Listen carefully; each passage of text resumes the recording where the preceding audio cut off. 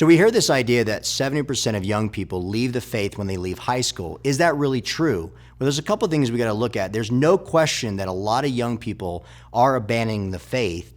But when you look closely at the data, what we find are two different things going on. In one sense, when you look at the mainline churches, the Protestant churches overall, you're seeing a mass exodus take place, and it's been going on for quite some time. But at the same time, when you go decades back, about 1970 up to our present time, usually when people leave high school, they tend to not attend church as much as they used to. That's very common, even still to this day. So we have to factor that in as well. That does not mean that they no longer are walking with Christ. It just means that they're not as dedicated to community and the church.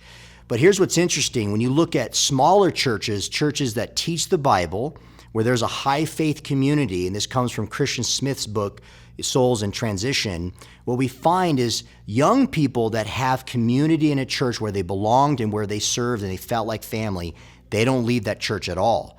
So when you take the data, what we find is that, yes, there are a lot of people, as America becomes less Christian, church attendance is lower. Matter of fact, Protestant churches, and a religious segue that comes from the Pew Forum, they show that Protestant churches have little retention today. That's sad. So as America's become more post-Christian, the retention rates of new people getting into the church is not as powerful as it once was. So the bottom line is this, and this is good news: there are not as many young people leaving the faith as we say there are. But at the same time, churches are not reaching many families as they once did.